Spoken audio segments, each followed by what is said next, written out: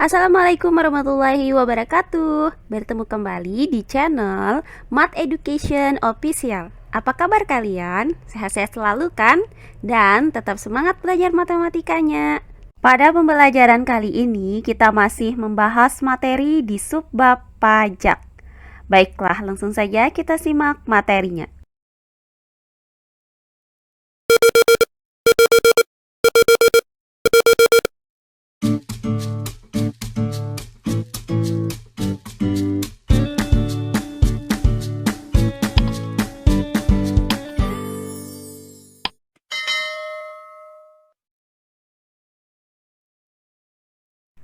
Materi kita kali ini masih di subbab pajak.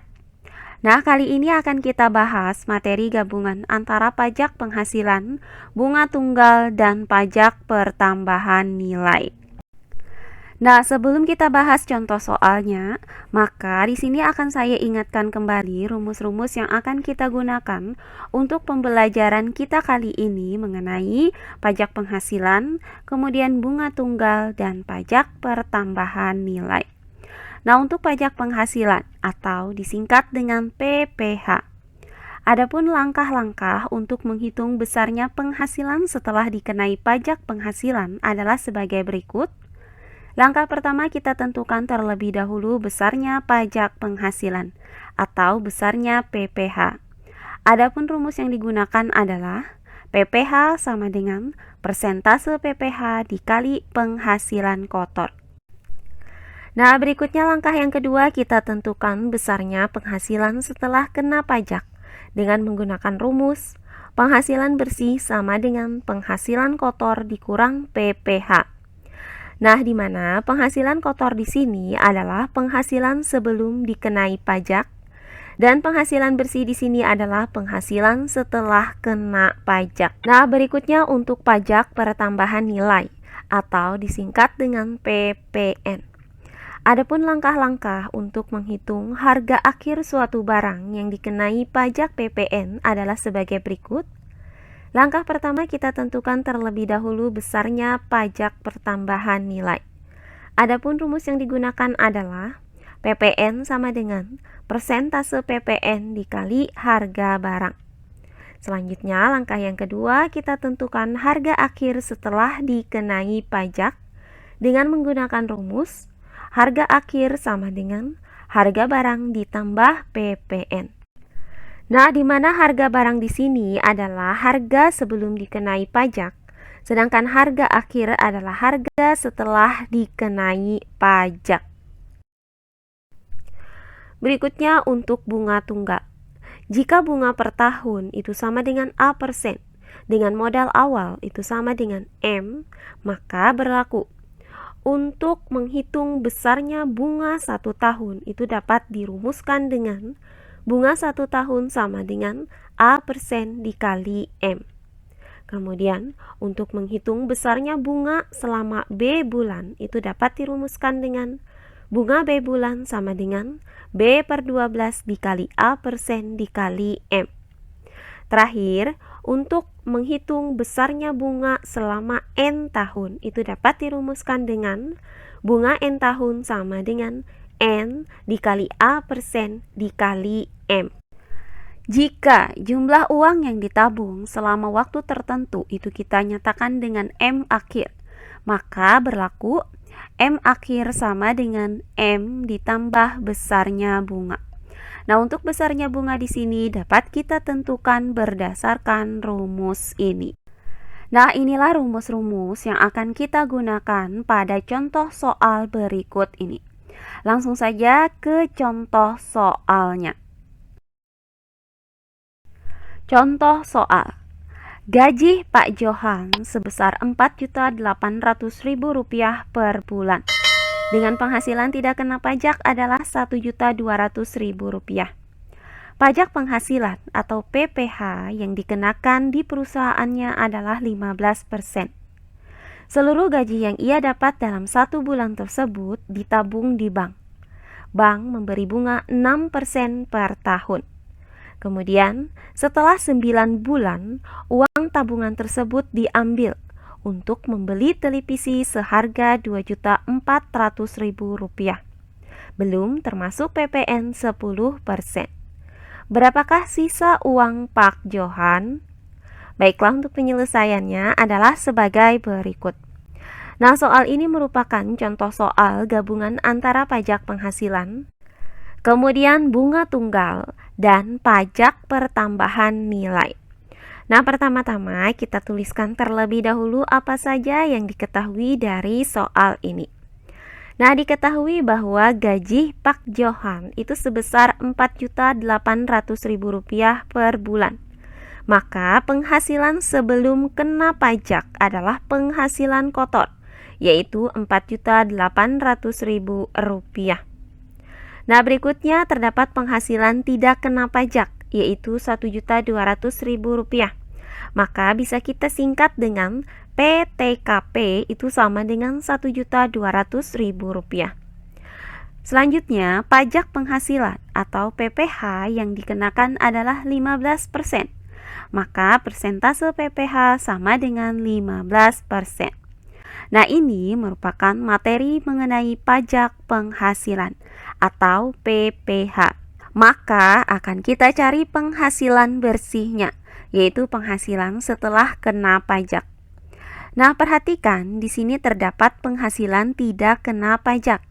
Maka akan kita cari terlebih dahulu berapakah penghasilan Pak Johan yang kena pajak atau PKP. Nah, adapun rumus yang kita gunakan adalah PKP, yaitu penghasilan kena pajak, sama dengan penghasilan kotor dikurang dengan PTKP atau penghasilan tidak kena pajak. Maka PKP itu sama dengan penghasilan kotor, yaitu Rp4.800.000 dikurang dengan PTKP, yaitu Rp1.200.000. Nah, hasil dari Rp4.800.000 dikurang dengan Rp1.200.000 adalah Rp3.600.000. Maka didapat PKP sama dengan Rp3.600.000. Jadi penghasilan Pak Johan yang kena pajak itu sebesar Rp3.600.000. Nah, setelah didapat besarnya penghasilan kena pajak, maka langkah selanjutnya kita cari berapakah besarnya pajak yang diberikan kepada Pak Johan. Maka akan kita cari besarnya PPh itu menggunakan rumus PPh sama dengan persentase PPh dikali PKP. Maka PPh itu sama dengan persentase PPh yaitu 15%. Nah, 15% ini berarti 15/100.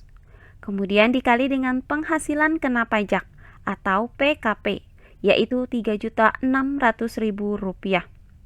Nah, perhatikan Rp3.600.000 ini bisa kita bagi dengan 100. Hasilnya adalah Rp36.000. Maka yang tersisa adalah 15 dikali Rp36.000. Nah, hasil dari 15 dikali dengan Rp36.000 adalah Rp540.000. Maka didapat PPh sama dengan Rp540.000. Jadi besarnya pajak penghasilannya adalah Rp540.000.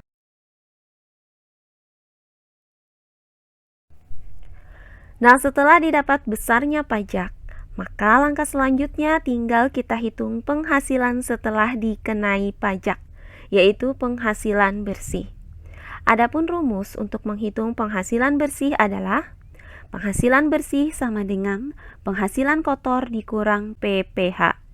Maka penghasilan bersih itu sama dengan penghasilan kotor, yaitu Rp4.800.000 dikurang dengan PPh, yaitu Rp540.000.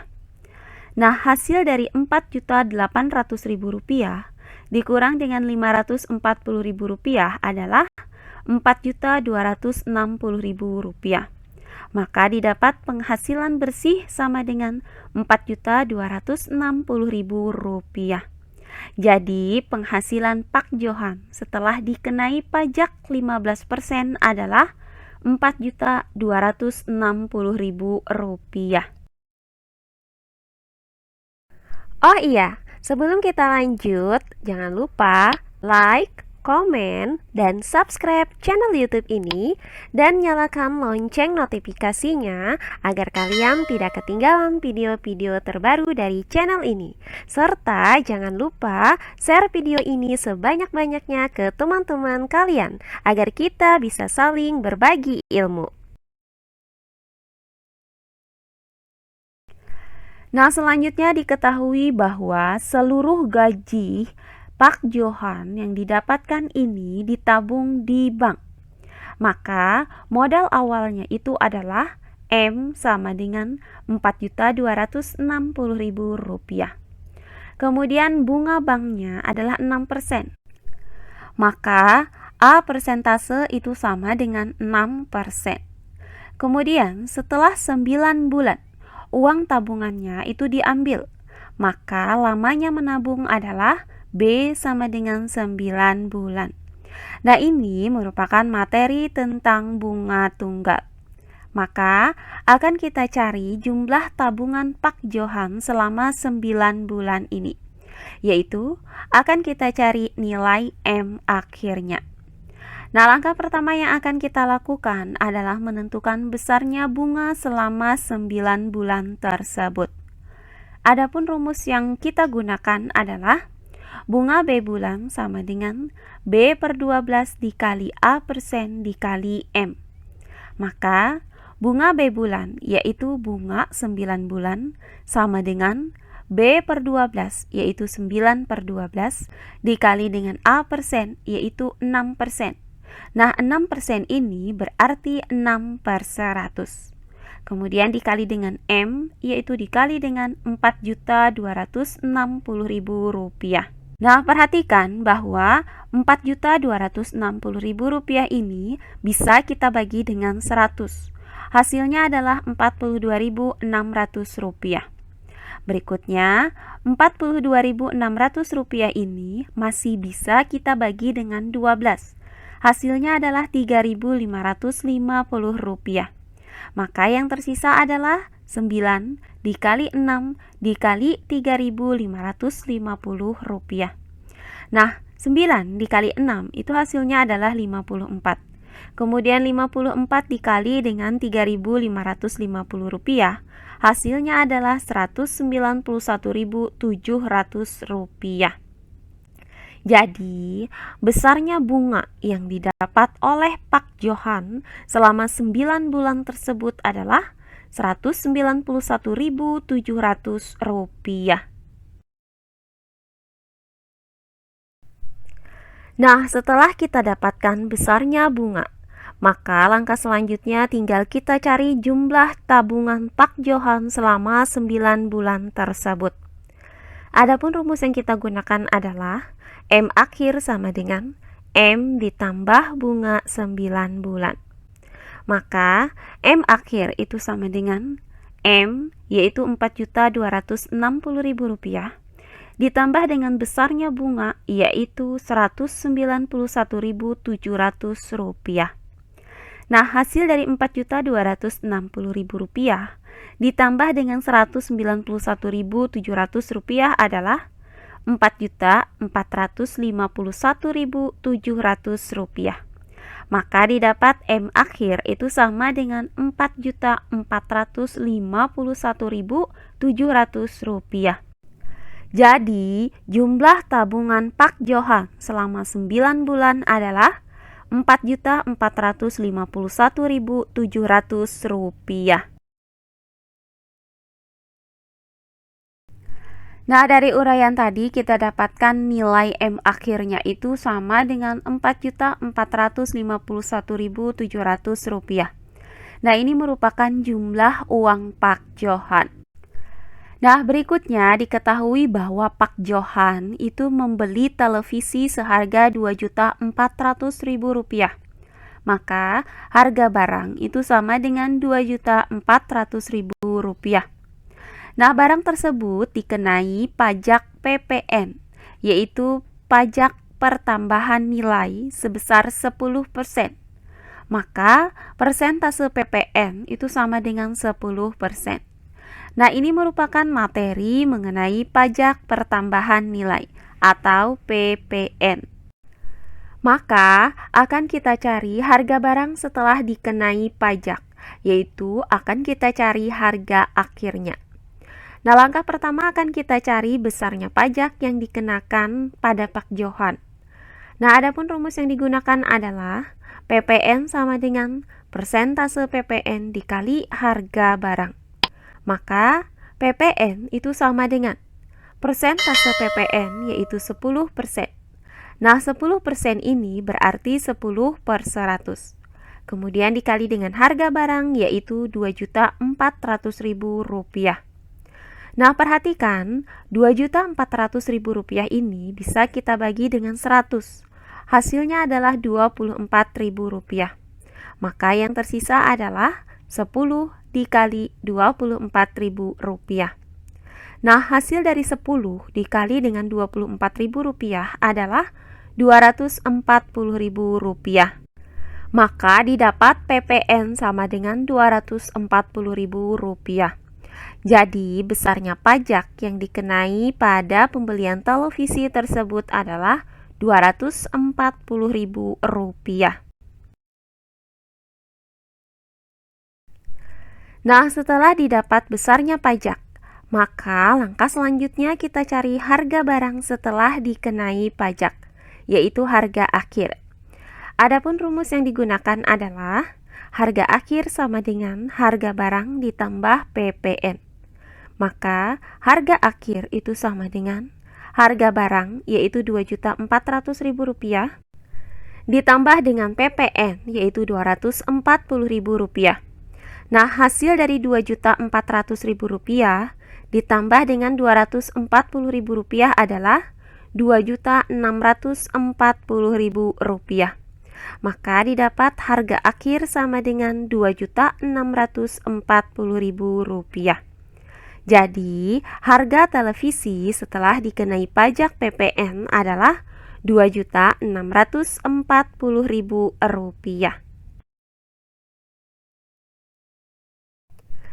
Nah, sampai di sini kita dapatkan bahwa uang Pak Johan itu Rp4.451.700 dan harga televisinya itu adalah Rp2.640.000. Nah, yang ditanyakan dari soal ini adalah sisa uang Pak Johan setelah membeli televisi.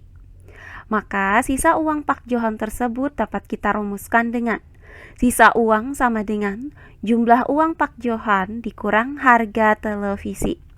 Maka sisa uang Pak Johan itu sama dengan jumlah uang Pak Johan yaitu Rp4.451.700 dikurang dengan harga televisi yaitu Rp2.640.000. Nah, hasil dari Rp4.451.700 dikurang dengan Rp2.640.000 adalah Rp1.811.700. Jadi, berdasarkan uraian ini, maka didapat bahwa sisa uang Pak Johan adalah Rp1.811.700. Nah, demikian pembelajaran kita kali ini di subbab pajak. Untuk contoh soal gabungan antara pajak penghasilan, bunga tunggal, dan pajak pertambahan nilai. Semoga penjelasan dari saya mudah dimengerti oleh kalian semua. Jika ada yang kurang dipahami, silahkan kalian tulis di kolom komentar. Baiklah, untuk pembelajaran kali ini saya cukupkan sampai di sini. Bertemu kembali di pembelajaran kita berikutnya. Akhir kata saya ucapkan wassalamualaikum warahmatullahi wabarakatuh.